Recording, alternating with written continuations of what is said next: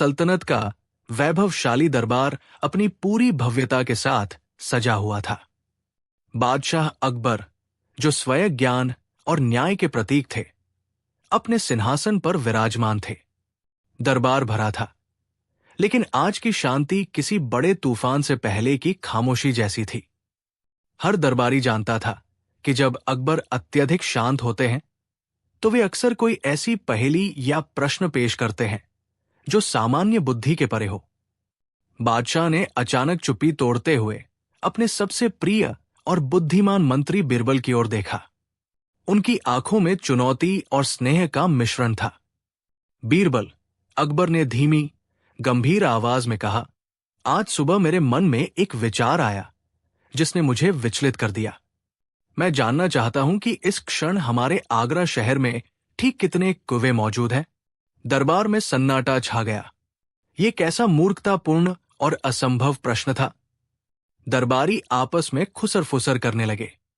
बीरबल को छोड़कर सभी ने मान लिया कि इस बार बीरबल भी फंस जाएंगे, क्योंकि केवों की गिनती करना असंभव था। लेकिन बीरबल के चेहरे पर तनिक भी चिंता नहीं थी। उनकी तर्क शक्ति हमेशा उनके शब्दों से एक कदम आगे चलती थी। बीरबल ने शालीनता से झुककर उत्तर दिया, जहांपनाह। इसका उत्तर तुरंत दिया जा सकता है। जहांपनाह, बीरबल ने एक क्षण भी न गवाते हुए घोषणा की।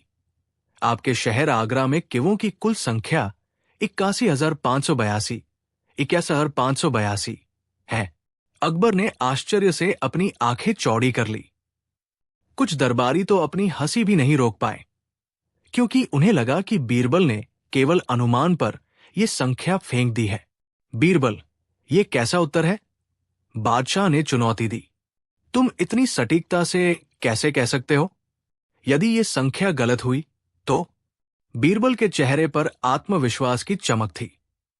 जहांपनाह, यदि आपको मेरी गणना पर संदेह है तो आप अपने सैनिकों को गिनती करने का आदेश दे सकते हैं। यदि गिनती में कौवे कम पाए जाते हैं तो इसका सीधा अर्थ यह होगा कि हमारे आगरा के कुछ कौवे अपने रिश्तेदारों से मिलने अन्य शहरों में गए हैं। और यदि गिनती अधिक हुई तो इसका मतलब है कि आसपास के शहरों के कौवे हमारे यहां मेहमान बनकर आए हैं। बीरबल की इस त्वरित और तार्किक व्याख्या ने दरबार में तालियों की गड़गड़ाहट पैदा कर दी। अकबर स्वयं भी अपनी हंसी नहीं रोक पाए।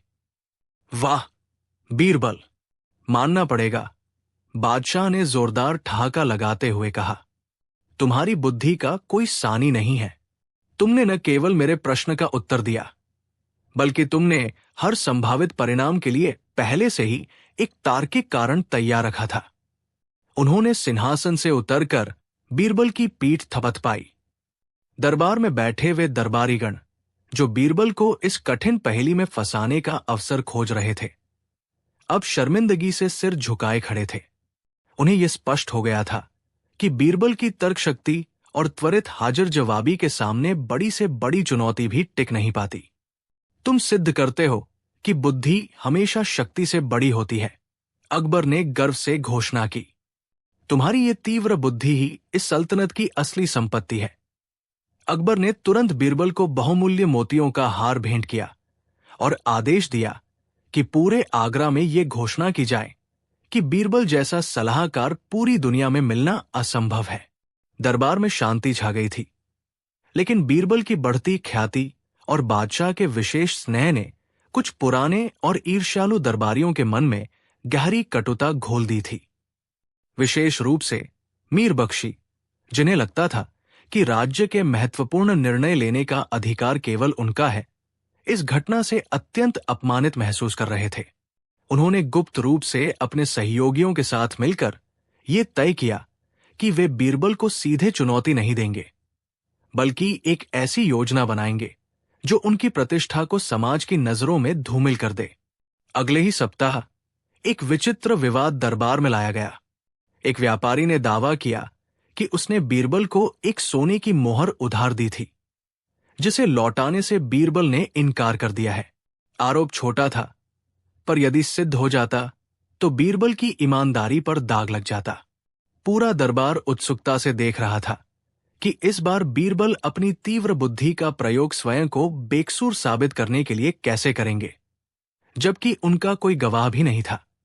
बीरबल मुस्कुराए और बादशाह से कहा, जहां पनाह, मामला धन का नहीं बल्कि सत्य का है। मैं इस मोहर का रहस्य 2 मिनट में सुलझाता हूं।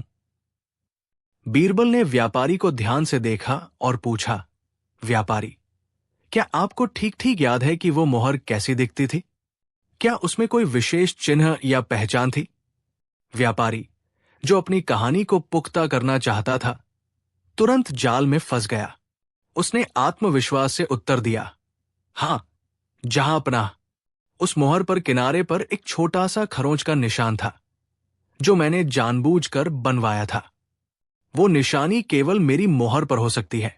बीरबल ने यह सुनकर अपनी जेब से एक साधारण दिखने वाली सोने की मोहर निकाली और उसे बिना कुछ कहे व्यापारी की ओर बढ़ा दिया। व्यापारी ने बिना मोहर की जांच किए उसे तुरंत अपने हाथ में पकड़ लिया। बीरबल ने तब बादशाह की ओर मुड़कर कहा, जहां पनाह, मैंने इसे मोहर लौटा दी, लेकिन अगर यह सच्चा होता तो मोहर लेते ही ये तुरंत पूछता कि क्या ये वही खरोंच वाली मोहर है। इसे तो बस मोहर चाहिए थी, सत्य नहीं। जो व्यक्ति मोहर के विशिष्ट निशान को इतनी बारीकी से याद रखता हो, वो उसे लौटाते समय बिना जांच किए स्वीकार नहीं करेगा। ये इस बात का प्रमाण है कि इसने मुझे कभी कोई मोहर उधार दी ही नहीं थी। बीरबल की ये सीधी और अकाट्य तर्क शक्ति सुनकर बादशाह अकबर दंग रह गए। उनके चेहरे पर अत्यधिक संतुष्टि का भाव था।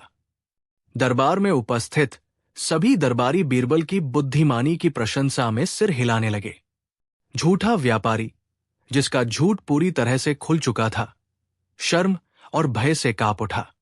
उसके पास अब बचने का कोई रास्ता नहीं बचा था। अकबर ने तुरंत बीरबल की पीठ थपथपाई और कहा, वाह बीरबल, तुम्हारी पैनी दृष्टि ने एक बार फिर न्याय को स्थापित किया। सत्य को सिद्ध करने के लिए तलवार नहीं, केवल तुम्हारी जैसी तीक्ष्ण बुद्धि की आवश्यकता होती है। फिर उन्होंने अपने सिपाहियों को आदेश दिया कि इस धोखेबाज व्यापारी को उचित दंड दिया जाए और उसे तुरंत दरबार से बाहर निकाला जाए। व्यापारी गिड़गिड़ाता रहा, पर बादशाह ने उसकी एक न सुनी।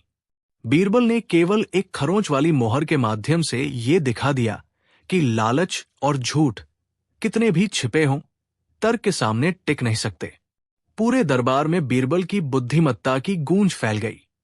दरबारी फुसफुसा रहे थे कि बीरबल का दिमाग किसी तेज तलवार से भी अधिक शक्तिशाली है। बादशाह अकबर ने संतुष्टि की सांस ली और बीरबल को सम्मान की दृष्टि से देखा।